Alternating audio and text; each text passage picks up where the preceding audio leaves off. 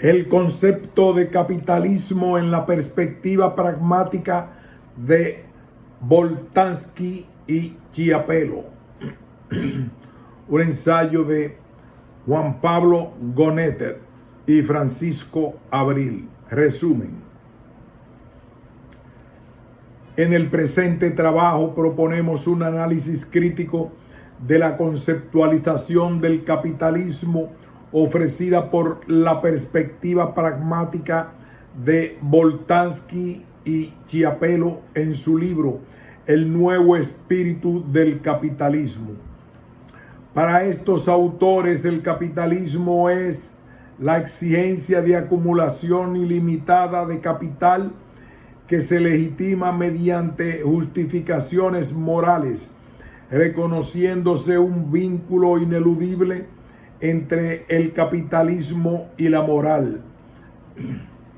Nuestro objetivo es mostrar que el mismo es interpretado de modos variables, ambiguos y contradictorios, lo que genera una teorización imprecisa en torno al capitalismo y a los aportes que la corriente sociológica del pragmatismo podría brindar para su comprensión.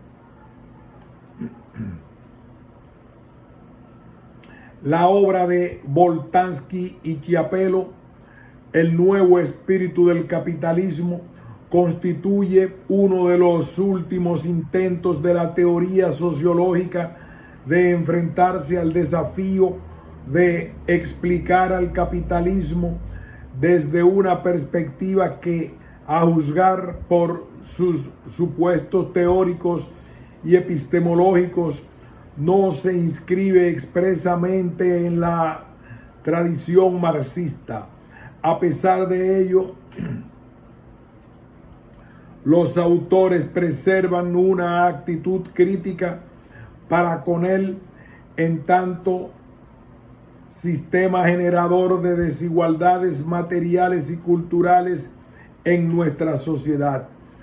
El planteamiento sostenido por Boltanski y Chiapello se fundamenta en lo que se ha dado en denominar sociología pragmática. Guerrero y Ramírez, 2011. La cual destaca y pone en el centro del análisis sociológico a las capacidades argumentativas de los actores que los actores disponen para la producción del orden social. Una propuesta se complementa con una sociología de la moral que asume que los actores coordinan sus acciones invocando principios morales que funcionan como justificaciones para sus prácticas. Boltanski, Trevenot.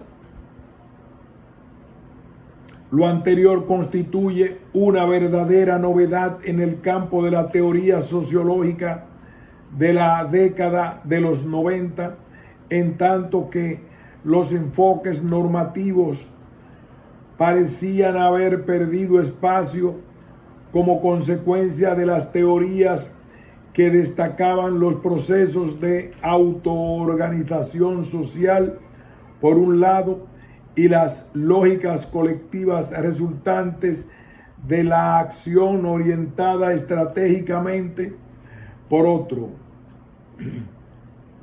Si bien en este trabajo retomaremos algunas dimensiones de esta propuesta teórica, no es nuestro objetivo abordar la teoría social de Boltanski en su conjunto.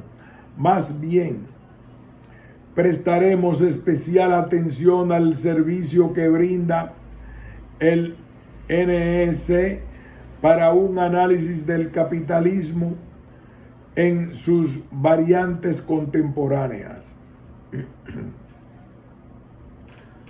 Los motivos que impulsan nuestra indagación remiten a la necesidad de retorno al capitalismo como tópico fundamental y polémico de la tradición sociológica, que a pesar de ello tiende a presentarse de un modo no problemático en nuestros contextos académicos.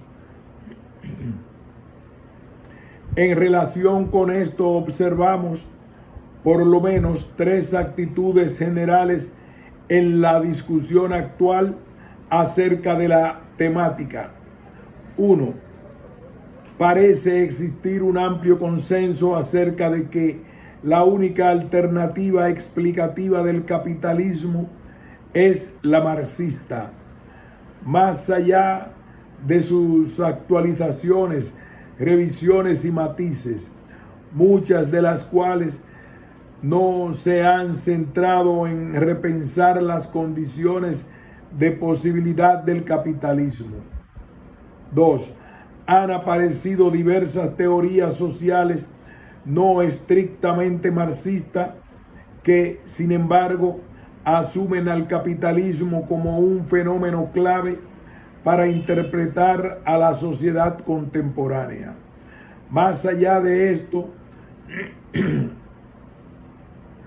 frecuentemente se observa en ellas que el concepto en sí carece de un tratamiento teórico adecuado, por lo que su apropiación como categoría de análisis suele ser imprecisa, vaga y ambigua. Y 3. Transversalmente a las actitudes anteriores, nos encontramos con una ubicación excesiva del capitalismo en el lado del explanans y no del explanandum, es decir, que es un fenómeno macroestructural iluminador. No obstante, sus condiciones de posibilidad parecen recibir menos atención. Podríamos pensar en el capitalismo como un black box que solo podemos reconocer por sus efectos. Con este planteamiento en mente, consideraremos oportuno volver a retomar preguntas tales como: ¿qué es el capitalismo? ¿Cómo es posible el capitalismo? ¿Qué lugar ocupa el capitalismo en la elaboración de una teoría social o una teoría de la sociedad? En este sentido, destacamos a la propuesta del NEC como una apuesta relevante para reconsiderar estos interrogantes y, por esta razón, para someterla a análisis y discusión. Adicionalmente, partimos del supuesto de que el capitalismo constituye un fenómeno que de una manera u otra debe poder contener, al menos por defecto, una teoría social inscrita en las coordenadas sociohistóricas actuales. La teoría social de Boltanski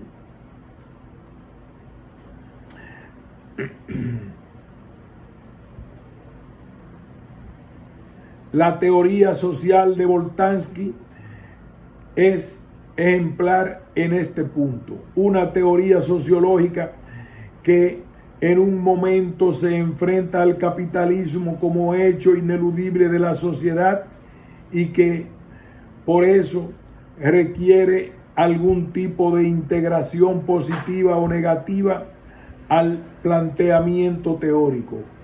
En este espacio nos preguntamos por la forma en que se conceptualiza el capitalismo desde esta teoría social.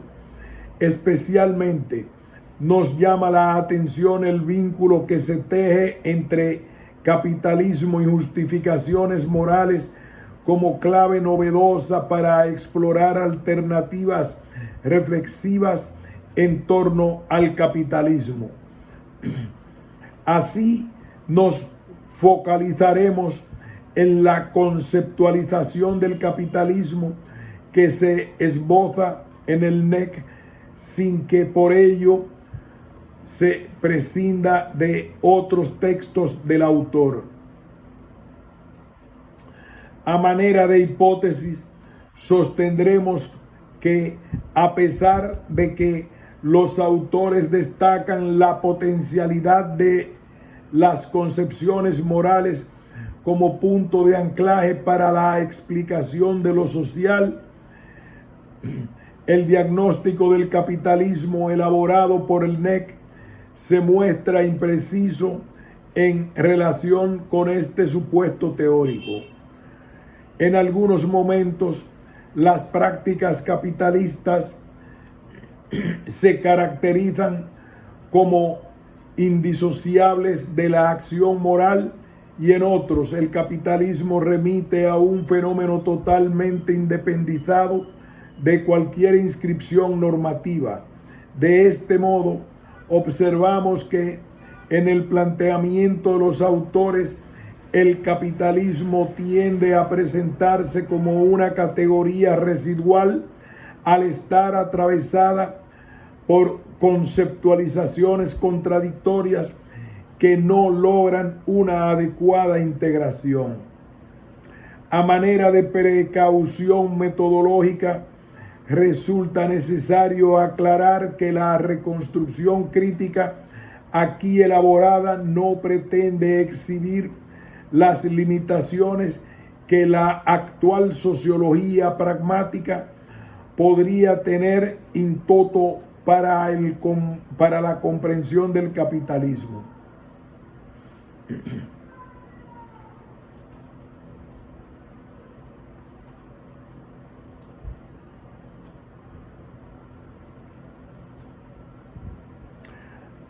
Por el contrario, nos interesa destacar ciertas debilidades de una aproximación específica al interior de ella. A manera de precaución metodológica, resulta necesario aclarar que la reconstrucción crítica aquí elaborada no pretende exhibir las limitaciones que la actual sociología pragmática podría tener in toto para la comprensión del capitalismo.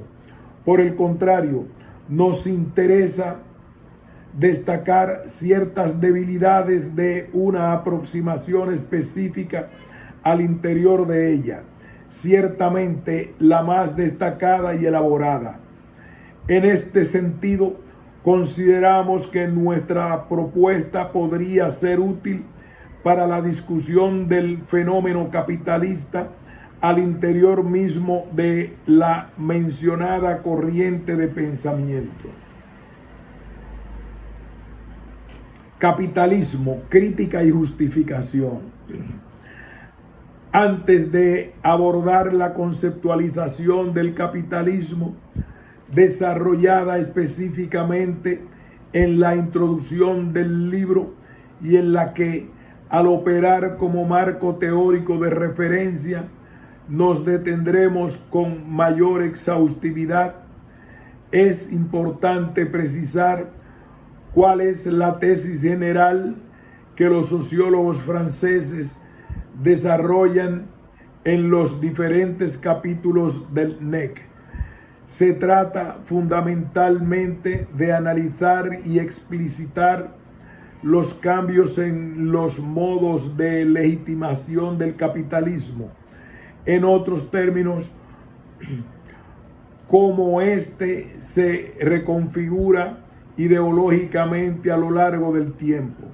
Si bien la obra tiene una cierta pretensión de generalidad teórica, constituye en última instancia una investigación particular.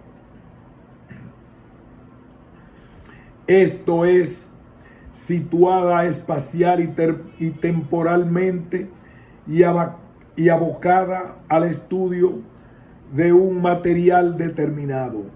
El recorrido histórico que hacen los autores va desde 1965 hasta 1995, periodo en que en el que observan los cambios en las configuraciones ideológicas del capitalismo, puntualmente en el contexto francés. Para el análisis de estas mutaciones, los autores se servirán siguiendo una estrategia metodológica weberiana de un corpus bibliográfico específico, los textos de gestión empresarial, los cuales les brindarán a los principales actores involucrados en el proceso capitalista una fuente significativa de recursos motivacionales y justificatorios. Boltanski y Chiapello comienzan su análisis del capitalismo proponiendo una definición que caracterizan como mínima. Retendremos una fórmula mínima que hace hincapié en la exigencia de acumulación ilimitada de capital mediante medios formales, pacíficos. Boltanski y Chiapello, 2010. Esto es, el capitalismo se asocia a una dinámica en la cual el objetivo es aumentar los beneficios mediante el incremento del capital. A su vez, aclaran que el capitalismo no es la búsqueda de riqueza, bienes o poder, sino que remite específicamente a la perpetuación de la acumulación. Obedece a una lógica de circulación incesante del capital. De lo que se trata es de buscar siempre el máximo beneficio económico para de esa manera poder reinvertir lo que se ganó y reiniciar el ciclo.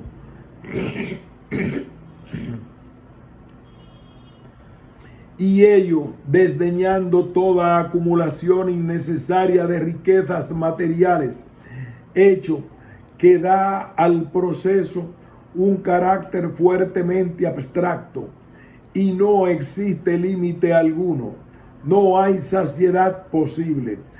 Justo lo contrario que ocurre cuando la riqueza se orienta a cubrir necesidades de consumo, incluidas las de lujo. Boltanski y Chiapello. Ahora bien, esta voluntad de acumulación ilimitada que es propia del sistema capitalista frecuentemente se encuentra sometida a procesos críticos en tanto que genera desigualdades e insatisfacciones en amplios segmentos de la población. De hecho, los autores caracterizan al capitalismo como un sistema absurdo debido a que para muchos miembros de la sociedad la posibilidad de obtener beneficios es reducida. Por esta razón, las personas se encuentran poco motivadas a comprometerse con las prácticas capitalistas. La crítica es un componente central de la perspectiva pragmática de Boltanski, ya que es un tipo de acción que directamente pone en evidencia la capacidad de agencia de los actores. La acción crítica o la denuncia suponen la posibilidad de intervenir en el devenir de los hechos del mundo a través de la manifestación de una indignación. Boltanski y Chiapello. Boltanski, 2000.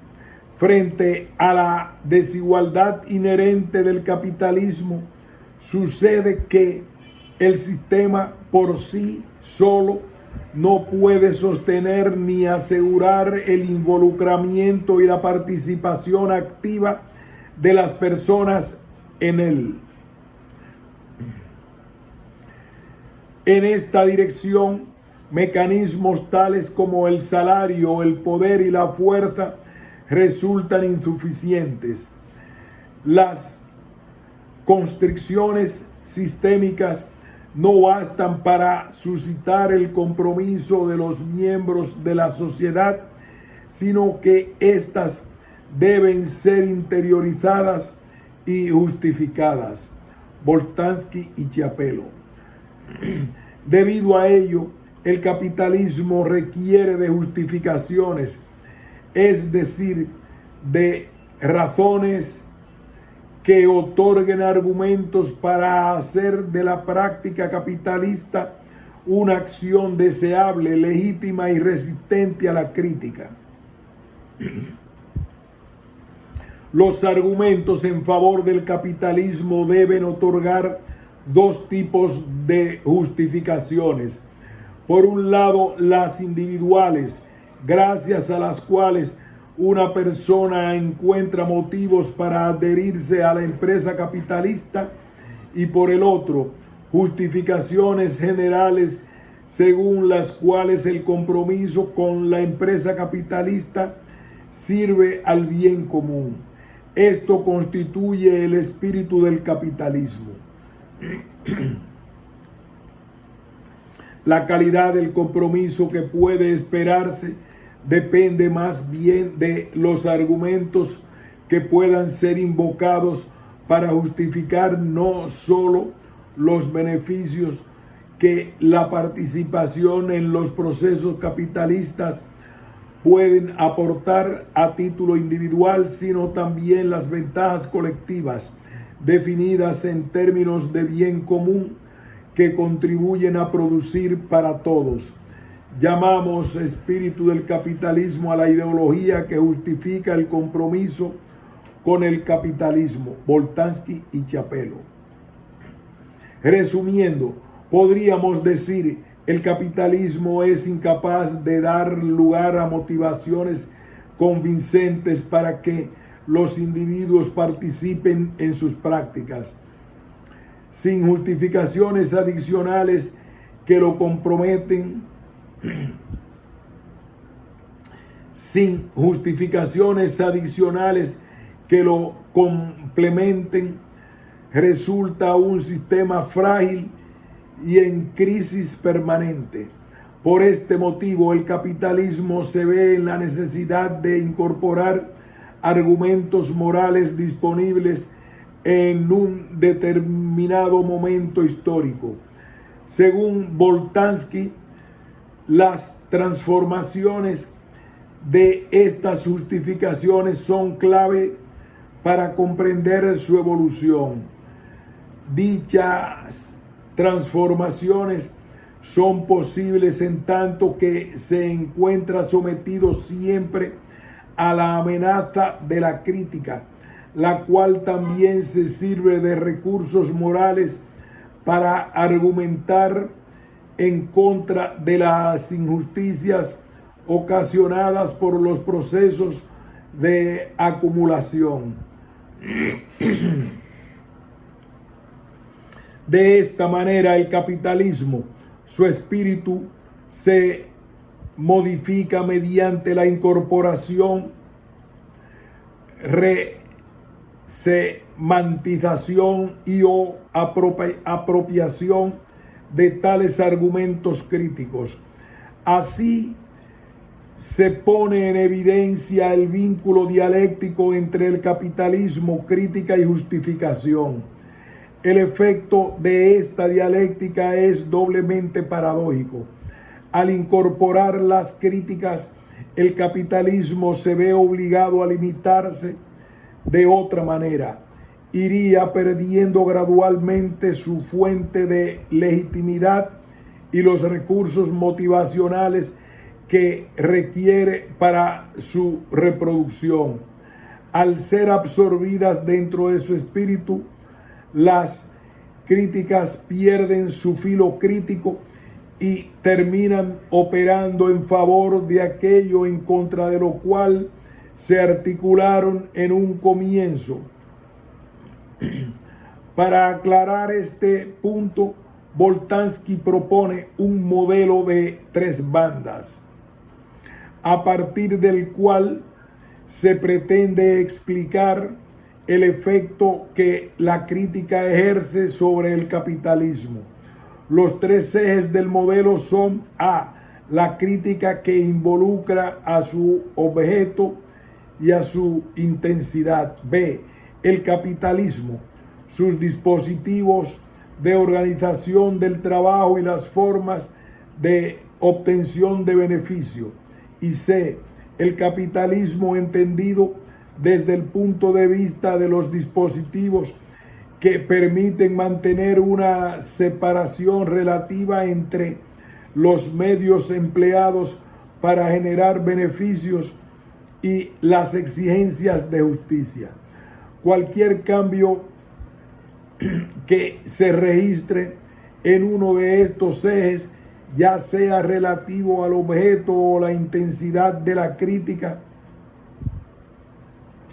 a los dispositivos de acumulación o a las exigencias de justicia, repercute necesariamente sobre los otros y los modifica. De hecho, el espíritu del capitalismo es, en gran medida, el resultado del juego que se genera entre estas 3 instancias. Los 3 ejes están separados, pero se afectan recíprocamente y se acomodan o conforman a los requerimientos de los restantes. A partir de estos lineamientos, los autores manifiestan un cierto extrañamiento en el contexto social europeo de fines del siglo XX al constatar un debilitamiento de la crítica. Los efectos perjudiciales del capitalismo, tales como el empobrecimiento de la población, el incremento de las desigualdades, la precarización laboral, la exclusión social y la flexibilización de los procesos de trabajo, no activan procesos críticos en la sociedad. Pareciera existir una cierta conformidad. En principio, para Boltanski, esto no muestra una fortaleza del sistema capitalista, sino una cierta precariedad ideológica alrededor del mismo. Sin críticas, puede operar minimizando sus necesidades de justificación, lo que puede ocasionar dificultades crecientes para lograr el compromiso de aquellos de quienes depende el funcionamiento del sistema. El capitalismo, su espíritu y los órdenes de justificación. Analizar el capitalismo desde el marco de referencia pragmático implica asumir un distanciamiento con respecto a los clásicos análisis sociológicos en torno a la ideología, en los cuales se le considera asociada al ocultamiento de intereses reales, premisa que dejaría sin ninguna función a la crítica. Por esta razón es necesario prestarle atención a las creencias compartidas y a las instituciones que solo como fachadas, y a las instituciones no solo como fachadas, sino como poseedoras de un papel activo en la sociedad. Echando mano de las mismas es que los capitalistas y los asalariados encuentran justificaciones y motivaciones para sus acciones. A su vez, dichas creencias morales imponen restricciones y limitaciones a la lógica operativa del capitalismo, precisamente a partir de una redefinición de lo que significa ideología.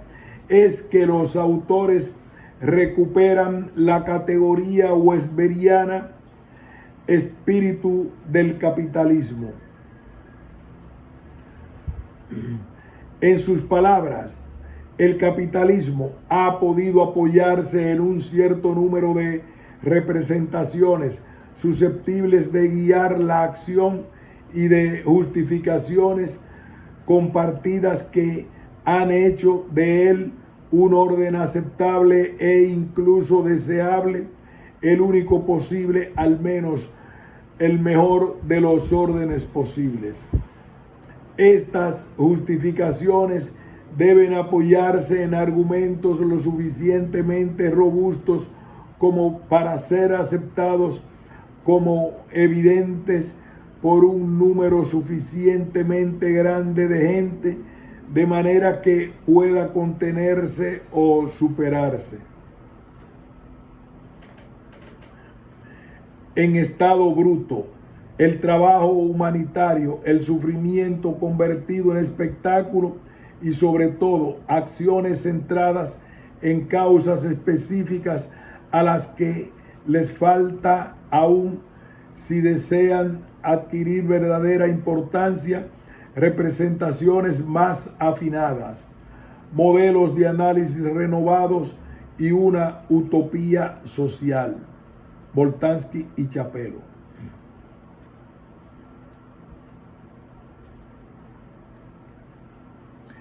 El capitalismo ha podido apoyarse en un cierto número de representaciones susceptibles de guiar la acción y de justificaciones comparadas que han hecho de él un orden aceptable e incluso deseable, el único posible o al menos el mejor de los órdenes posibles.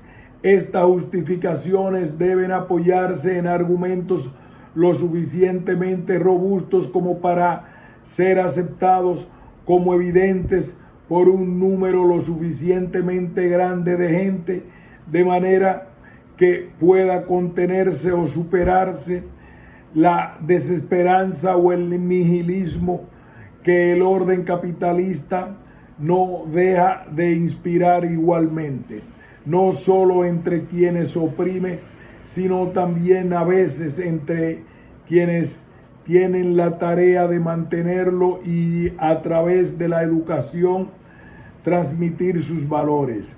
El espíritu del capitalismo es precisamente este conjunto de creencias asociadas al orden capitalista que contribuyen a justificar dicho orden y a mantener legitimizando los modos de acción y las disposiciones que son coherentes con él. Boltanski y Chapelo. Los autores encuentran en el concepto de espíritu del capitalismo una indicación a este horizonte justificatorio del que precisa necesariamente el sistema.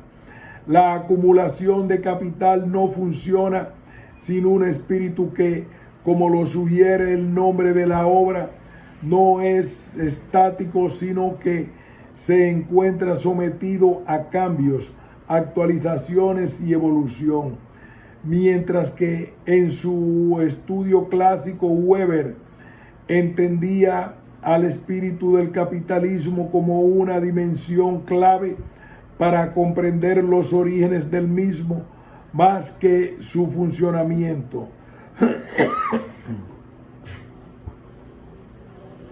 Boltanski propondrá que el espíritu es una categoría que también debe ser tenida en cuenta al interior del sistema capitalista como fuerza motora vital para su reproducción y transformación. El espíritu no ha sido unívoco desde los inicios de la modernidad, sino que ha experimentado modificaciones sustantivas en conexión con los cambios sociales y con los procesos críticos que se han ido desencadenando. Más allá de esta diferencia, lo común a los planteamientos sería la idea de que el capitalismo precisa de razones suficientemente convincentes para lograr adhesión. Para Weber, el espíritu del capitalismo hace referencia a un conjunto de elementos éticos, etos, que a pesar de no estar directamente vinculados a la actividad de acumulación capitalista, han sido sumamente relevantes para motivar a las acciones económicas. Por ejemplo, la idea de vocación, la convicción en el trabajo, la minimización del descanso y la premisa de la providencia han sido fundamentales para la instauración del capitalismo. Estas premisas ligadas a la ética protestante han dado lugar a algunos de los componentes más básicos del espíritu capitalista, como la disposición al cálculo, la racionalización de la conducta y la supresión de la condena moral a la obtención de beneficios. Boltanski sostiene que alguna de estas características comprende al núcleo ideológico del sistema capitalista, lo cual quiere decir que las mismas han permanecido más o menos constantes en la historia de la sociedad moderna. Sin embargo, precisamente a causa de este carácter general que poseen, no resultan suficientes para alcanzar el compromiso de personas ordinarias en situaciones concretas. En especial en los contextos laborales en donde los actores se ven expuestos permanentemente a la necesidad de justificar sus acciones y también de responder a las críticas y denuncias que reciben. Al respecto, Boltanski y Chiapello plantean: dejaremos de lado las disposiciones frente al mundo necesarias para participar en el capitalismo como cosmos, adecuación, medios, fines, racionalidad práctica, aptitud para el cálculo, autonomización de actividades económicas, relación instrumental con la naturaleza, etc., así como las justificaciones de tipo más general producidas principalmente por la ciencia económica y que evocaremos más adelante. Estas justificaciones y disposiciones indican en la actualidad, al menos entre los actores de la empresa en el mundo occidental, competencias comunes que, en armonía con las limitaciones institucionales que se imponen de alguna manera desde el exterior, son constantemente reproducidas a través de los procesos de socialización familiares y escolares. Estas constituyen el zócalo ideológico a partir del cual se pueden observar las variaciones históricas, aun cuando no pueda excluirse que la transformación del espíritu del capitalismo implique a veces la metamorfosis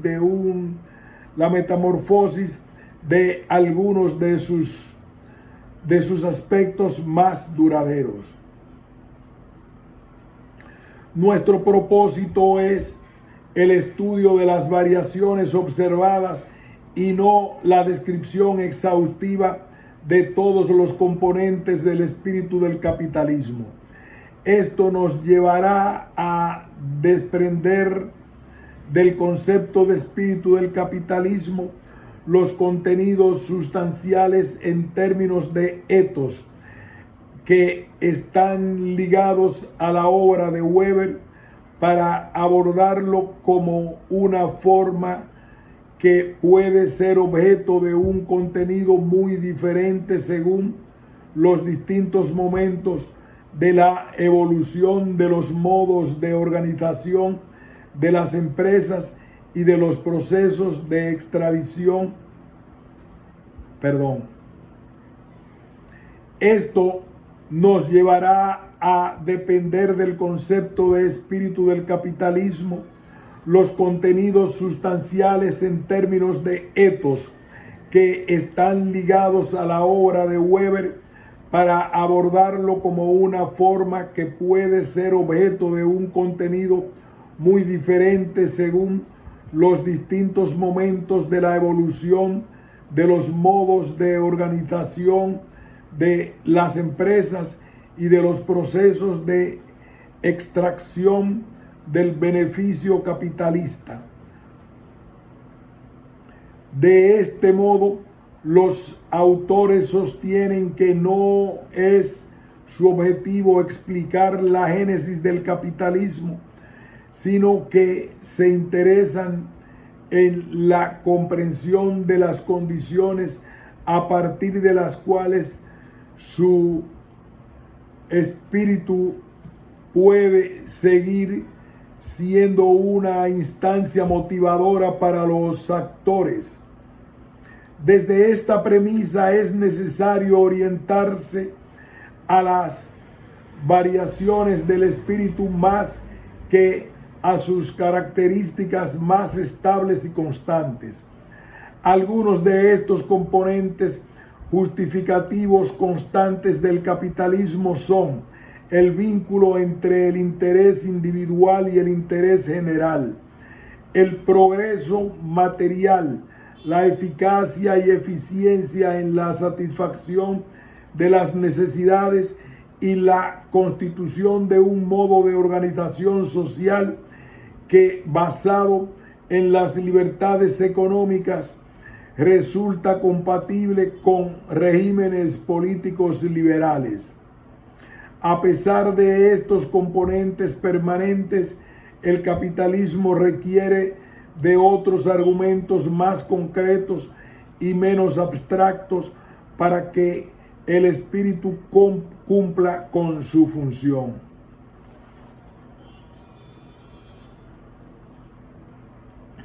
El espíritu del capitalismo propio de cada época debe proporcionar, en términos históricamente variables, elementos capaces de apaciguar la inquietud suscitada por las tres siguientes cuestiones. ¿De qué manera puede el compromiso con el proceso de acumulación capitalista ser fuente de entusiasmo incluso para aquellos que no serán los primeros en aprovecharse de los beneficios realizados? ¿Hasta qué punto aquellos que se implican en el cosmos capitalista pueden tener la garantía de una seguridad mínima para ellos y para sus hijos? ¿Cómo justificar en términos de bien común la participación en la empresa capitalista y defender frente a las acusaciones de injusticia la forma en que es animada y gestionada? Boltanski y Chapelo, 2010. Aunque no queda claro en el planteamiento esta dinámica entre continuidad y cambio, entre lo sustantivo y lo accesorio, en el espíritu del capitalismo, los autores pretenden mostrar que los componentes variables del espíritu se vinculan a principios de orden moral constituidos históricamente en la sociedad.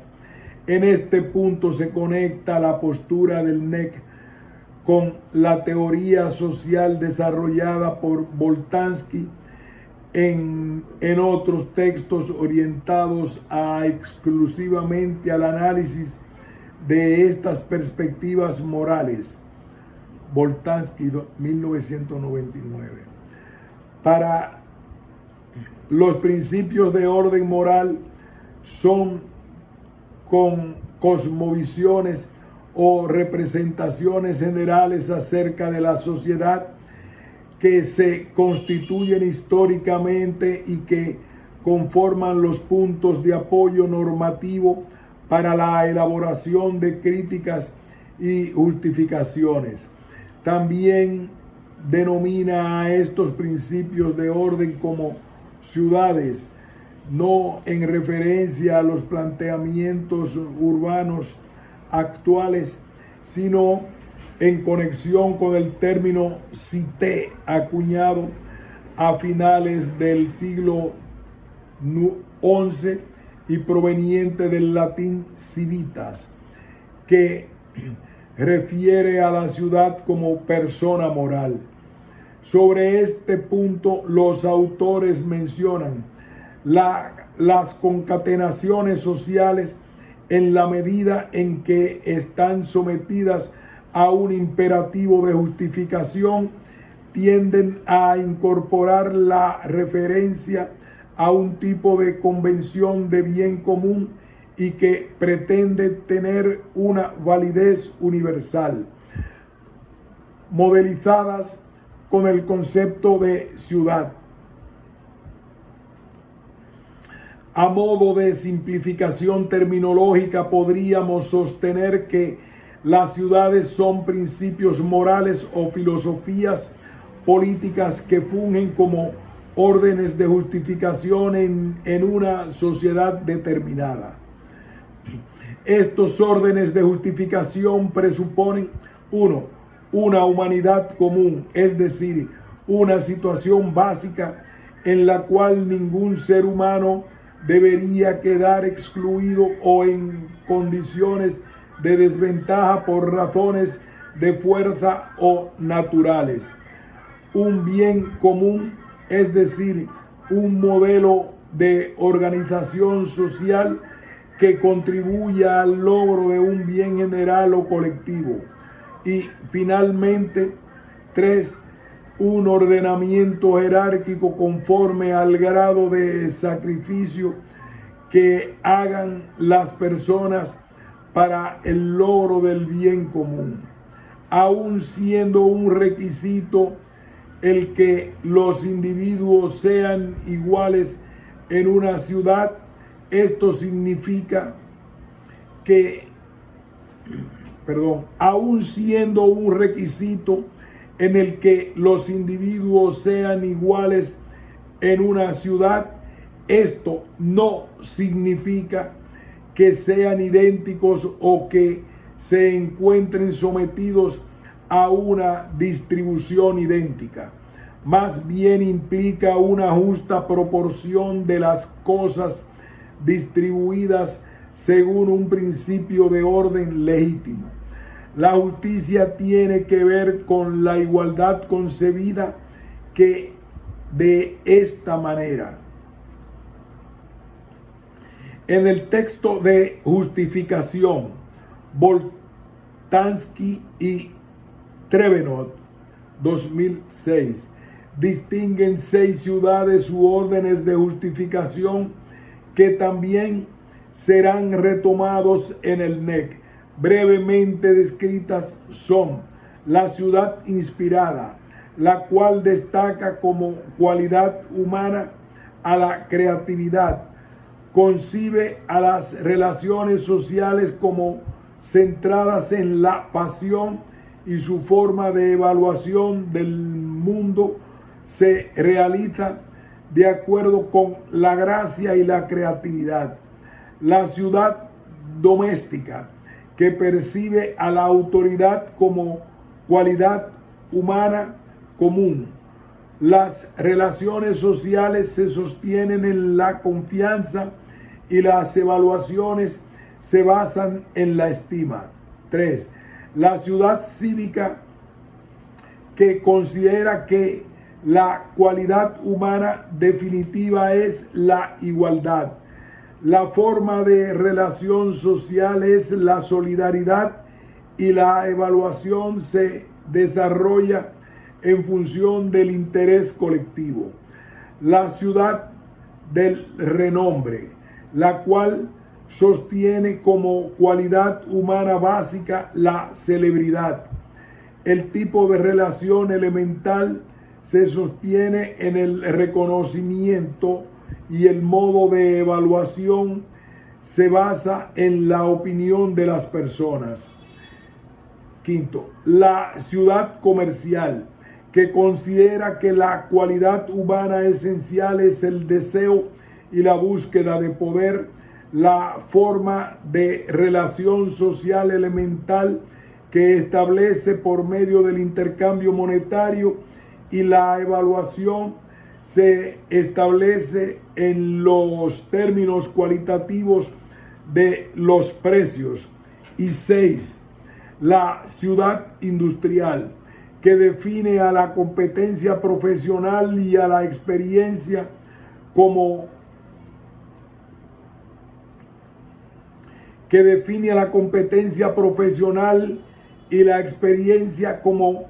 cualificaciones humanas fundamentales. El tipo de relación social que promulga es el funcional y la evaluación se desarrolla en los términos de productividad y de eficiencia. Los autores consideran que estos 6 mundos describen suficientemente las justificaciones propuestas en la mayoría de las situaciones conflictivas de la sociedad moderna. No obstante, advierten que son construcciones históricas, por lo que se encuentran sujetas a cambios y a un mayor o menor uso. El espíritu del capitalismo se habría configurado articulándose en distintos momentos con estos órdenes de justificación y asociándolos con la exigencia de acumulación de capital.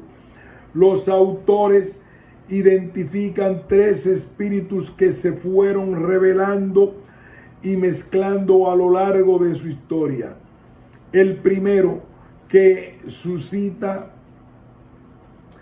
a finales del siglo XIX y se conecta con la figura del burgués emprendedor y así con la figura del empresario como conquistador y fuerza transformadora de la sociedad.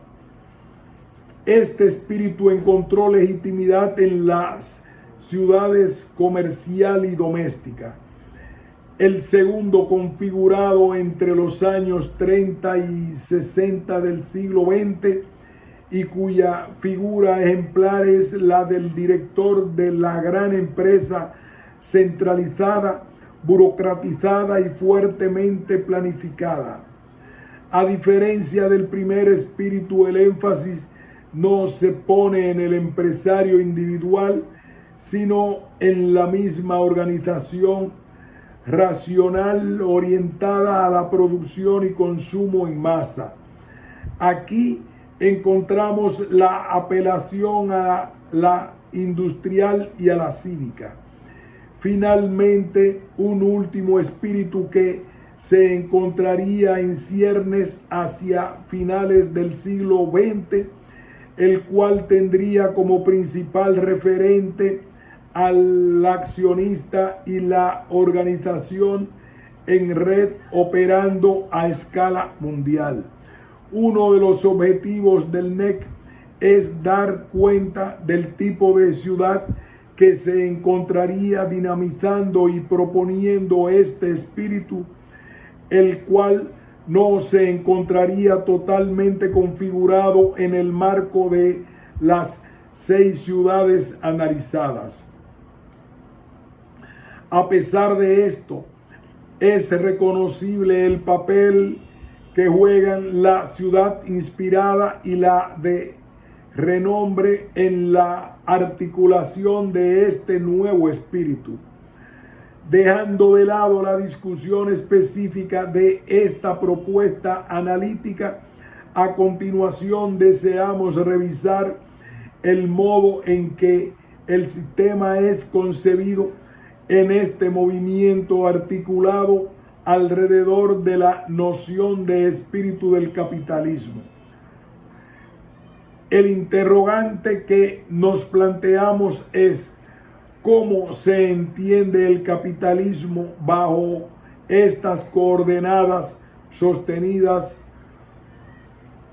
en el NEC? Capitalismo y moral. Una articulación no explicitada. En este apartado presentaremos algunas tensiones que detectamos en el planteamiento de Boltanski y Chiapello en relación con la conceptualización teórica del capitalismo y que entendemos no son subsanadas ni con la propuesta de una definición mínima ni con el modelo de 3 bandas. Como mencionamos al inicio del trabajo, estas tensiones se encuentran expresadas en las diferentes maneras en que se aborda el vínculo entre capitalismo y justificaciones morales. Este hecho nos llevará a sostener que el capitalismo en el NEC aparece como una categoría residual, lo que significa que la misma no se encuentra adecuadamente integrada en la propuesta teórica unificada y por tanto se halla deficiente y ambiguamente tratada. A continuación reconstruimos las 3 maneras contradictorias entre sí en que los autores parecen querer explicarlo a partir de su relación con la moral. Vale hacer 2 aclaraciones.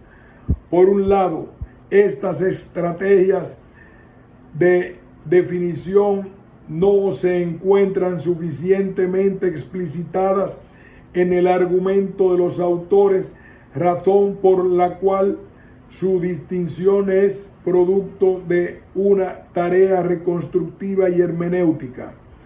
Por otra parte, estos modos de acercarse a la definición del capitalismo operan conjuntamente en el texto y en ocasiones tienden a solaparse entre sí.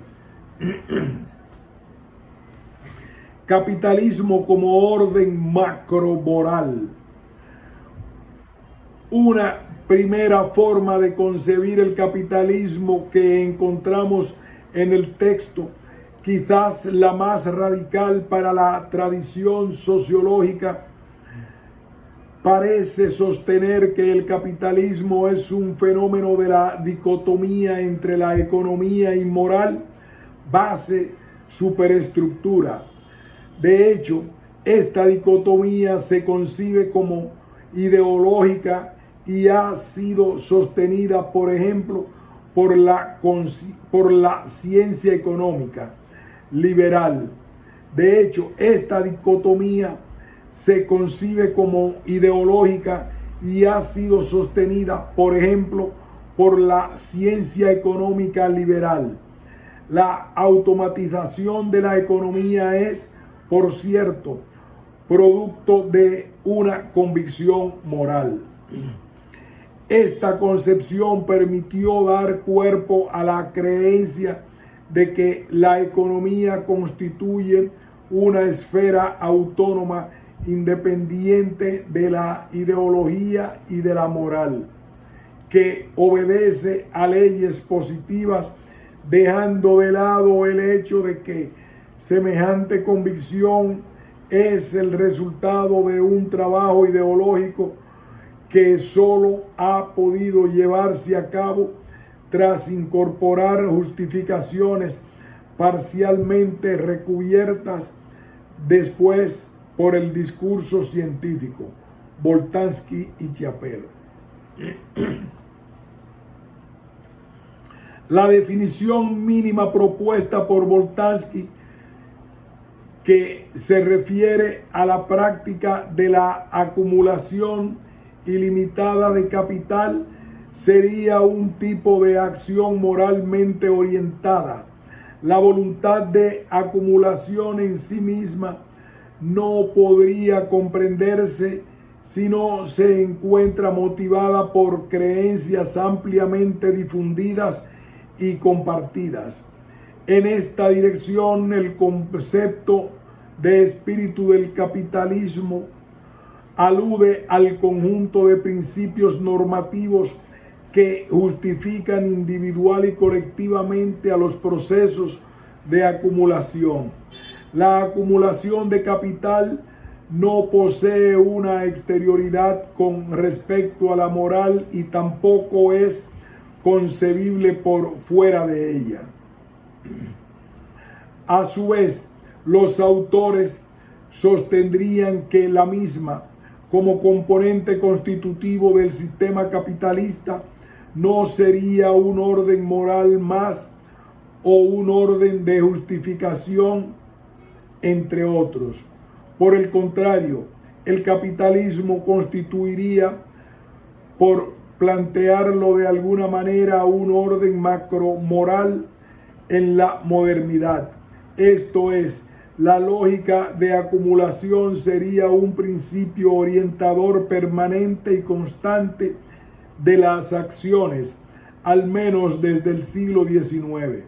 No obstante, el aporte de los sociólogos franceses se encontraría en identificar que lo que permanece estable en el espíritu del capitalismo y que legitima los procesos de acumulación necesita, para mantenerse activo, articularse con órdenes de justificación más específicos y variables históricamente. Desde este lugar se podría comprender la articulación del capitalismo con las distintas ciudades identificadas por ellos.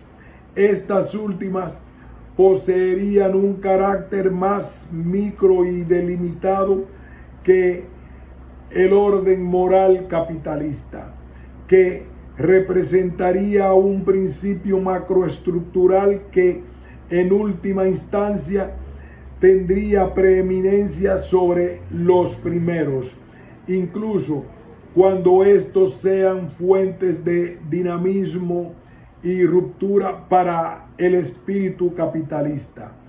Estas premisas harían comprensible la hipótesis de los autores según la cual las justificaciones morales del capitalismo no solo serían pertinentes para explicar sus orígenes, sino fundamentales para comprender sus cambios, mutaciones y también su continuidad. Así es que se interpreta al espíritu del capitalismo como constituido por un zócalo ideológico, Boltanski y Chiapello, al que se le adosan contenidos diferentes y variables.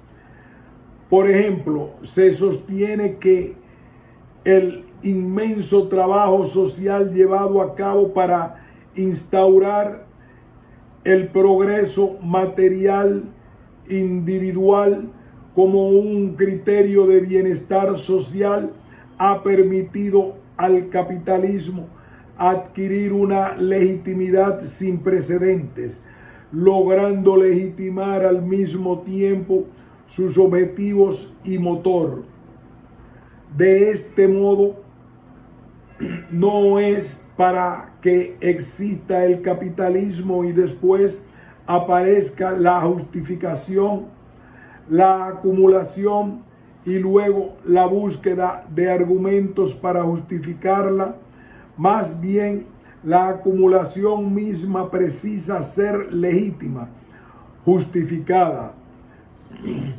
Aunque esta conceptualización del capitalismo resulta plausible, a partir de su planteamiento deja muchos flancos sin cubrir y necesitados de mediaciones teóricas importantes. En primer lugar, se encuentra la cuestión de la explicitación de las razones por las cuales algunos componentes del espíritu del capitalismo son más constantes que otros, es decir, que evidencian como más resistentes al cambio.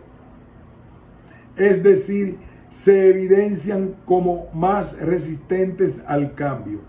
¿Qué es lo que ha llevado a que el capitalismo se haya acoplado fuertemente como orden moral o la sociedad moderna? En segundo lugar, surge la pregunta acerca del vínculo entre los distintos niveles de justificación moral que se dirimen en el texto. La inquietud que se nos plantea si miramos al capitalismo como un marco de... La inquietud que se nos plantea si miramos al capitalismo como un macro orden moral es la de su relación con otros órdenes de justificación más acotados. ¿Es esta una relación de determinación? ¿Es el capitalismo condición de posibilidad de las ciudades? ¿Cómo se expresa la dialéctica entre continuidad y cambio en el espíritu capitalista? ¿Por qué el capitalismo no es una ciudad más? ¿Existen órdenes morales con más poder que otros? ¿Cómo es esto posible? Por último, si el sistema es definido como un orden moral, ¿cuál sería la necesidad de apelar al concepto de espíritu del capitalismo, el cual hace suponer que los principios normativos son un complemento y no su mismo contenido? Capitalismo como fenómeno extramoral. En directa contradicción con la concepción anterior, encontramos una aproximación más coherente con la tradición sociológica que concibe al capitalismo como un fenómeno separado de la moral. Claramente esto no obstruye los vínculos dialécticos que puedan entablarse entre estos dos fenómenos. No obstante, la distinción posee un valor analítico central. Explícitamente, los autores van a sostener que la norma de la acumulación de capital es amoral. Esto no significa que el capitalismo no requiera que los fenómenos morales para el éxito de su operación. Sin embargo, supone que la acumulación se dirime con una cierta autonomía frente a ellos. A diferencia de en la definición anterior, la acumulación no es una acción moral, aunque la naturaleza de esta acción no moral y no normativa nunca quede del todo explicitada en el texto. Por otro lado, no podemos dejar de mencionar que la defensa unilateral de esta posición entraría en cierta oposición respecto de los supuestos de la sociología pragmática defendidos por Boltanski en otros textos. Por ejemplo, su rechazo a pensar a la sociedad como un mero producto de prácticas de dominación, fuerza y poder. Boltanski, 2000. Desde estas coordenadas, los recursos morales de los que se sirve el espíritu del capitalismo solo representarían estrategias de legitimación. De este modo, nos encontramos ante una posición conceptual en torno al capitalismo que acepta, curiosamente, aquella teoría de la acción y del orden social de la que el pragmatismo, al menos tal como lo define Boltanski, buscará distanciarse. Una primera manera en que es posible reconocer al capitalismo como fenómeno extramoral se encuentra en una cierta referencia a los órdenes morales en términos de los recursos de los que se sirve. En esta cita se plantea, el capitalismo, sin embargo, no puede encontrar en sí mismo ningún recurso que permita proporcionar razones para el compromiso y más en concreto para formular argumentos orientados hacia una exigencia de justicia. El capitalismo es, sin lugar a dudas, la principal forma histórica organizadora de las prácticas colectivas que se encuentran absolutamente alejada de la esfera moral, en la medida en que encuentra su finalidad en sí misma, la acumulación del capital como fin en sí, sin apelar no ya a un bien común, sino incluso a los intereses de un ser colectivo como podría ser el pueblo, el Estado o la clase social. La justificación del capitalismo implica referencias a construcciones de otro orden, del que se desprenden exigencias completamente diferentes de las que impone la búsqueda de beneficios. Boltanski y Chiapello. En esta cita se plantea que el capitalismo, para mantener su poder de movilización, debe incorporar recursos que no se encuentran en su interior, creencias que disfrutan de un importante poder de persuasión, ideologías y producciones culturales que en la mayoría de los casos han sido desarrolladas con fines totalmente ajenos a su justificación. Así es como estas justificaciones de las que se sirve el sistema son extrínsecas a él. El capitalismo es una forma específica de coordinación de las prácticas sociales sustentadas en la búsqueda de beneficios y totalmente separadas de la coordinación moral de la acción.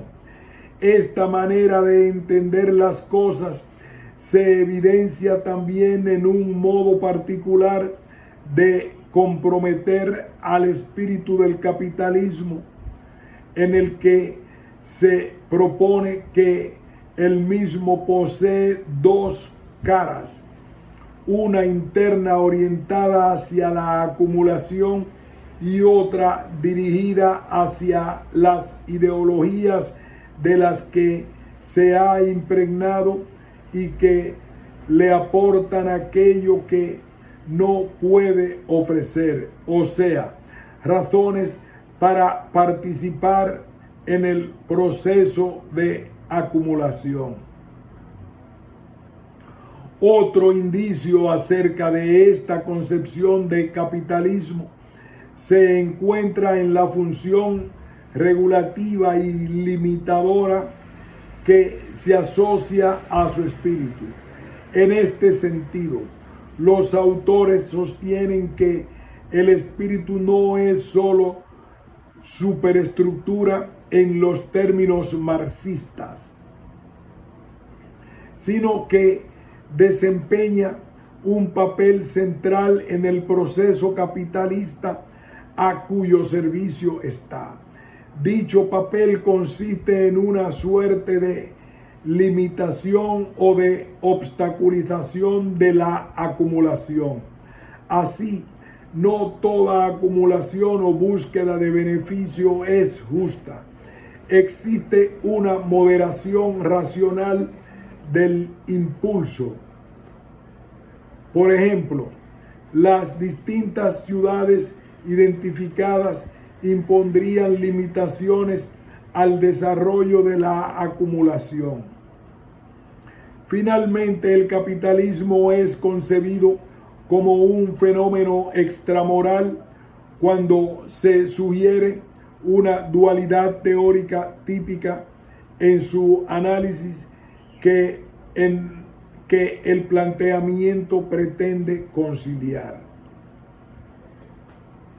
Cuando tomamos en serio los efectos de la justificación del capitalismo en términos de bien común, nos alejamos tanto de los enfoques críticos que solo estiman real la tendencia del capitalismo a la acumulación ilimitada a cualquier precio y por cualquier medio, para los cuales las ideologías tienen como única función ocultar la realidad de las relaciones de fuerzas económicas que siempre se imponen en toda la línea, y como los apologéticos que, confundiendo elementos de apoyo normativo y realidad, ignoran los imperativos de obtención de beneficios y de acumulación que pesan sobre el capitalismo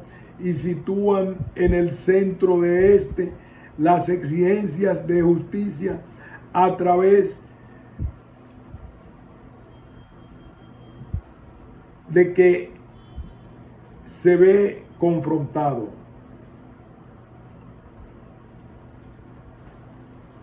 Aquí el capitalismo no puede comprenderse como mera voluntad de poder y fuerza en la que los componentes ideológicos cumplan solo una función de ocultamiento, engaño o disimulo, pero tampoco se puede rescatar a los componentes morales a tal punto que obturen la mirada hacia los procesos reales de acumulación propios de la dinámica capitalista.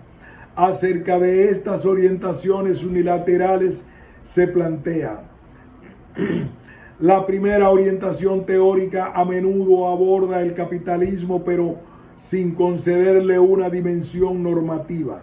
La segunda tiene en cuenta las exigencias morales que se derivan de un orden legítimo, pero al subestimar la importancia de los intereses y de las relaciones de fuerza, tiende a ignorar la especificidad del capitalismo, cuyos contornos se difuminan, difundiéndose con los rasgos de las convenciones sobre las cuales reposa siempre el orden social.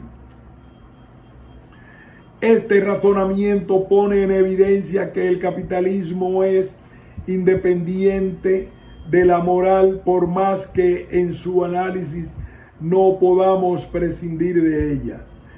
De alguna manera podríamos hablar de acumulación y justificación como dos regímenes de acción separados. Por cierto, habría acumulación sin justificación, aunque esta dinámica fuera potencialmente crítica para la mera. De hecho, los autores contemplan la posibilidad de que el capitalismo pueda escapar a la exigencia de justificación. Esta sería la situación propia de la década de los 90, en la cual la ausencia de crítica permitió al capitalismo operar sin prestarle atención a la necesidad de justificación. Aquí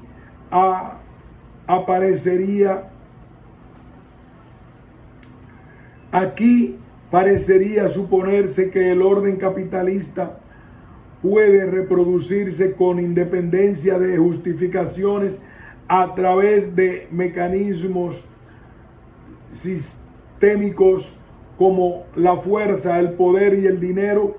Por ejemplo, esta perspectiva en torno al capitalismo es la que posee mayor presencia en el NEC. Sin embargo, no se encuentra exenta de inconvenientes. Si se presenta como un fenómeno independiente de la moral, el aporte que se postula como central del texto queda desdibujado. La pretensión de proponer un análisis del capitalismo desde un enfoque pragmático que privilegie a la crítica y a la justificación evidencia una fuerte limitación bajo el supuesto de asumirse esta definición. Es verdad que, como dijimos, los autores insisten en advertir la dialéctica histórica que atraviesa y de alguna manera imbrica al capitalismo y a la crítica, modelo de tres bandas. Sin embargo, en este análisis la diferencia es preservada y de hecho es presupuesta. Por ello, Boltanski y Chiapello son claros al sostener que la acumulación de capital es independiente de la separación entre economía y moral. En otros términos,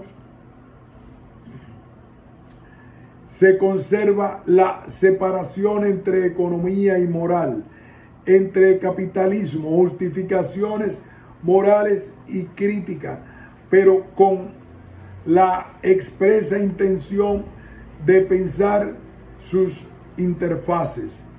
En última instancia, se mantiene que el funcionamiento del sistema depende de formas de coordinación social que son ajenas aunque no desvinculadas de las acciones morales. Bajo este marco de referencia, las órdenes de justificación moral son condiciones necesarias, pero no suficientes para explicar y comprender al capitalismo. Aunque no aparece explicitado, este parece remitir a prácticas vinculadas a intereses instrumentales y a impulsos individuales. En esta dirección, las autojustificaciones aparecen como recursos de los que se sirven los capitalistas. Sin ellas, la voluntad de acumulación solo podría imponerse por medio de la fuerza. La recuperación de la noción de espíritu del capitalismo permitiría reconsiderar los vínculos entre capitalismo, moral y justificación, pero no habilitaría a reconfigurar una nueva teoría acerca del mismo.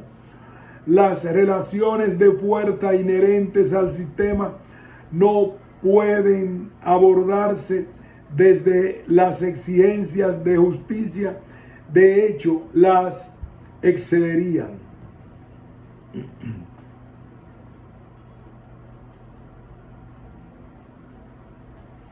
Capitalismo como fenómeno intramoral. La siguiente es la conceptualización menos desarrollada en el NEC y por lo tanto la que requiere de una reconstrucción más especulativa y provisoria. Desde nuestro punto de vista sería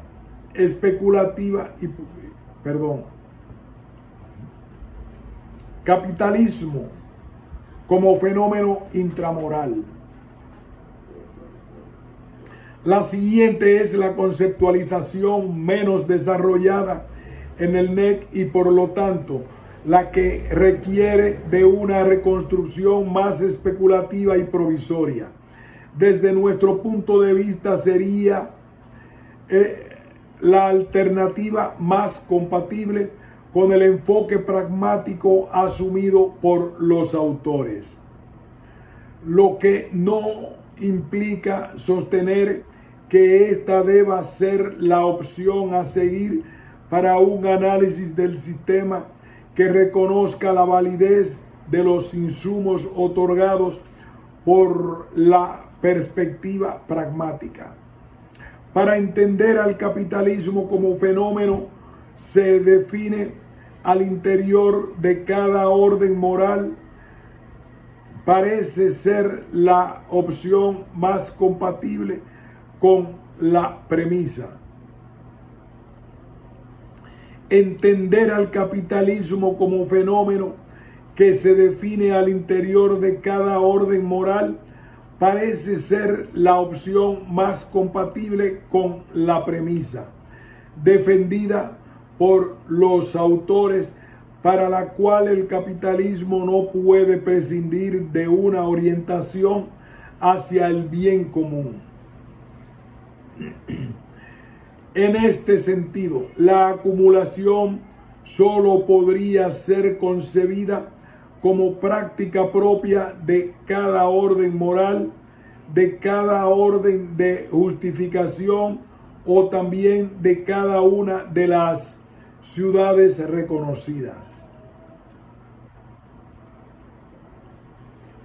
Se podrá pensar que la acumulación que refiere a una dimensión económica constitutiva de todo orden moral, así se desarrollarían aparatos justificativos que legitimarían determinadas formas de acumulación y rechazarían otras, es decir, ciertas maneras de acumulación que serían coherentes con la producción de un bien común. Los distintos espíritus del capitalismo detectados por los autores en el NEC deberían entenderse como dispositivos internos a cada una de las ciudades analizadas. Por ejemplo, la acumulación del capital generada por la producción en masa sería propia de la forma de regulación de la actividad económica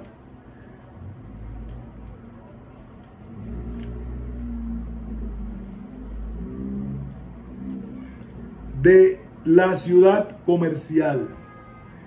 Esto nos llevaría a plantear que el espíritu del capitalismo no sería independiente de la ciudad en la que se inscribe, ya que no dispondría instrumentalmente de un orden moral que ya ha sido legitimado, sino que es el orden moral el que legitima determinada forma de acumulación que le es propia. Esta última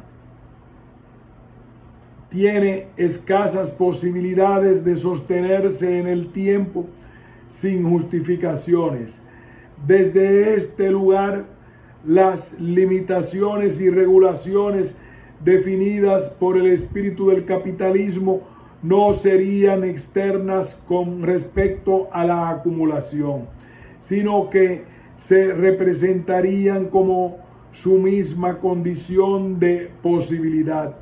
El capitalismo no instrumentalizaría recursos justificatorios disponibles en un contexto sociocultural determinado, sino que se encontraría inscrito en ellos. Esta forma de ver las cosas tendría la ventaja de hacer comprensible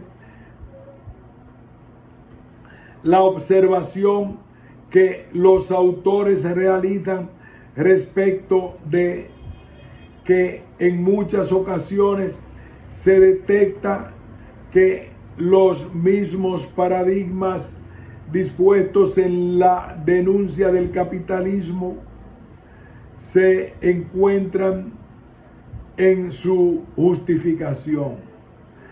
En el mismo orden moral, es el mismo orden moral el que permite justificar determinadas prácticas de acumulación y que a su vez criticar cuando se considera que en cierta situación ésta ha seguido caminos que son antagónicos con el reconocimiento legítimamente por el orden moral.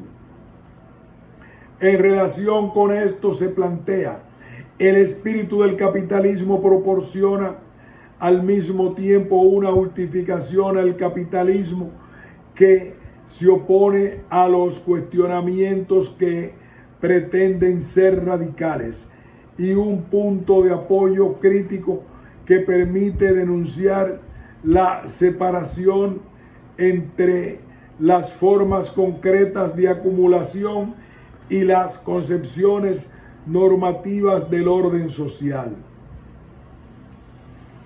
La crítica no denuncia a la acumulación en sí, sino a una forma que se presenta como desviada en relación con un orden de justificación. Adicionalmente, es posible criticar a una cierta concepción de la misma cuando se cuestiona la validez del orden moral, la ciudad en la que se fundamenta una práctica capitalista. De este modo, el capitalismo se encuentra subordinado a los órdenes de justificación. La acumulación siempre es concebida a partir de la perspectiva de un orden moral desde la que se observa como legítima o como desviada. Ahora bien, también encontramos algunas dificultades en dicha concepción.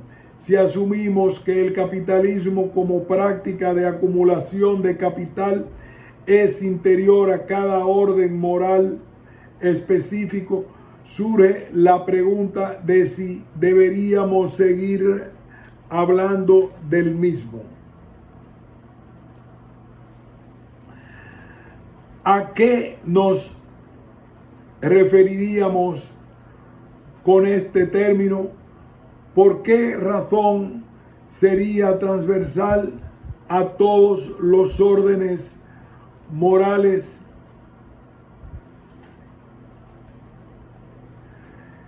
De otra forma, ¿por qué el capitalismo o la acumulación estarían presentes en todas las ciudades? ¿Bastaría con hablar de diferentes capitalismos? ¿Existiría una identidad más allá de la diferencia? ¿En qué radicaría? ¿Deberíamos descartar el concepto o enfocarnos en las diversas formas que adquiere la práctica económica al interior de los diferentes órdenes morales? Como se puede ver, esta alternativa reflexiva para conceptualizar el vínculo entre capitalismo y moral deja demasiados flancos abiertos que nos llevarían a hacer especulaciones que no se encuentran ni abordadas ni sugeridas en el NEC. consideraciones finales. A manera de conclusión, afirmamos que el NEC entra en juego. A manera de conclusión, afirmamos que en el NEC entran en juego diversas estrategias de conceptualización que se contradicen entre sí y que en principio serían mutuamente excluyentes. El conocimiento de esta diversidad es expresión de la presencia de un conjunto de supuestos teóricos que no logran articularse coherentemente con la definición mínima de capitalismo y con el modelo de tres bandas sostenido por Boltanski y Chiapello. En esta dirección encontramos que su propuesta se encuentra aún lejos de brindarnos una teorización consistente para asir al capitalismo. La pluralidad de estrategias de teorización analizadas muestra que el capitalismo opera como una categoría residual en el sistema teórico definido por los autores.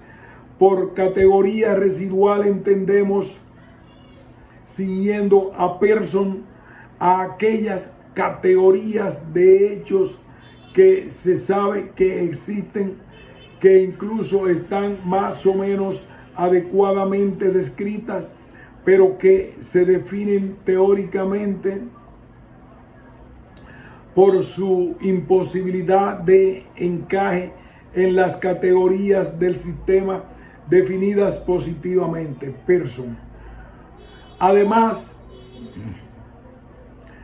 sostiene que la negatividad inscrita en estas categorías no debe menoscabar la relevancia y el potencial explicativo que en muchos casos detentan.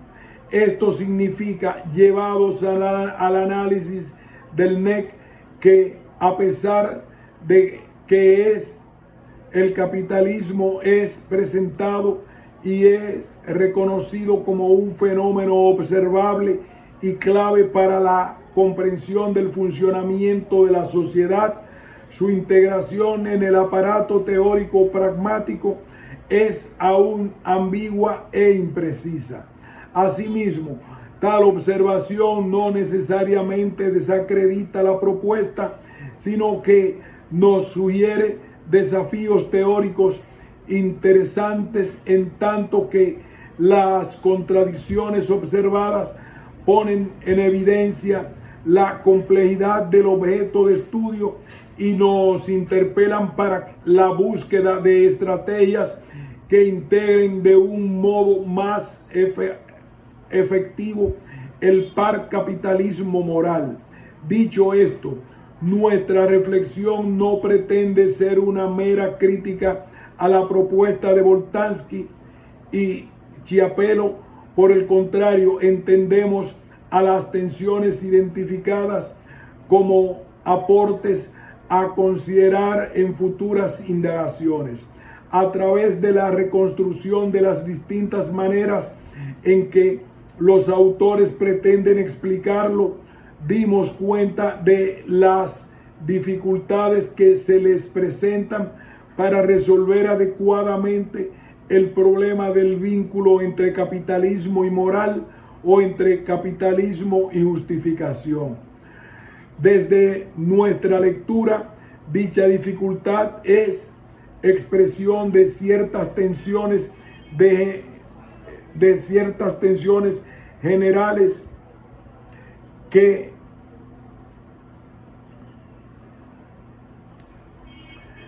desde nuestra lectura, dicha dificultad es expresión de ciertas tensiones generales que se plantean a una teoría de la sociedad y que el paradigma sobre el que se asienta el NEC no parece dar respuesta. En esta dirección desearíamos concluir esbozando preliminarmente 3 alternativas que se abren a la propuesta en vista a lidiar con la mencionada tensión. A. Una primera alternativa consiste en descentrar al capitalismo del eje del análisis propuesto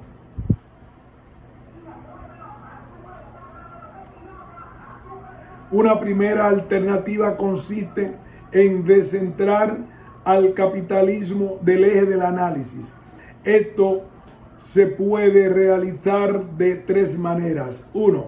Mostrando que la teoría de la justificación propuesta por Boltanski es una teoría de alcance medio que se orienta a registrar determinados fenómenos específicos de la modernidad tardía. Atendiendo a este argumento, no cabría demandarle a la teoría explicaciones acerca de fenómenos macrosociales, en tanto que este no sería su objetivo. Aquí bastaría con la definición propuesta al inicio de la investigación. 2. También, aunque menos razonable, sería factible el abandono del concepto de capitalismo, ya que constituiría un obstáculo epistemológico para la elaboración de una nueva perspectiva teórica o programa de investigación sociológica. La ventaja de esta opción sería que la perspectiva sociológica pragmática podría mantener las pretensiones de elaborar una teoría social con la proyección suficiente hacia una teoría de la sociedad. Una tercera opción sería subordinar la teoría del capitalismo a la de la justificación, o sea, la explicación del capitalismo a la lógica de los procesos de acción moral. B. Una segunda posibilidad implica reconsiderar una teoría dualista de la sociedad. En este caso, las tensiones entre capitalismo y moral quedarían contenidas al asumirse una teoría social que entienda a la acumulación y a la integración normativa como 2 modalidades a partir de las cuales es posible la coordinación de la acción social. Es claro que esta articulación podría operacionalizarse de modos disímiles. Sin embargo, nos encontraríamos ante una estrategia menos radical, en tanto que existen antecedentes para encaminar el planteamiento en esta dirección. Ejemplo de ello son la distinción entre integración sistémica e integración social, o la distinción entre sistema y mundo de la vida. En este sentido, el análisis presentado en el NEC, si bien supone la necesidad de mantener la relación entre este par aparentemente constitutivo de la teoría de la sociedad, no tematiza los contenidos de cada uno de los componentes y la forma que asumirían sus vínculos y relaciones. C. Una tercera opción sería el de inscribir el planteamiento del NEC en la tradición marxista. Aquí la teoría de la moral se subordinaría a la teoría del capitalismo, al menos como punto de partida para la explicación de las lógicas sociales. No obstante, a diferencia del marxismo clásico, habría un reconocimiento o reubicación de los fenómenos morales asociados a un modo de producción. De hecho, los procesos de justificación y legitimación gozarían de una cierta autonomía con respecto a la estructura material de la sociedad. Dicha autonomía complejizaría y pondría en evidencia de un modo aparentemente más sofisticado a las relaciones dialécticas entre, por ejemplo, capitalismo e ideología o acumulación y justificación. Dicho lo anterior, lo que decanta es una investigación sociológica que, a pesar de tener una fuerte sensibilidad para con las transformaciones históricas experimentadas por el capitalismo en la modernidad tardía, encuentra dificultades para inscribir esos cambios en coordenadas teóricas y sistemáticas más generales. La pretensión por brindar alternativas reflexivas para pensar el capitalismo queda como tarea pendiente para la sociología pragmática, al menos tal como se encuentra concebida en el NEC. Fin de este ensayo de Juan Pablo Gonet y Francisco Abril. Fin de este ensayo.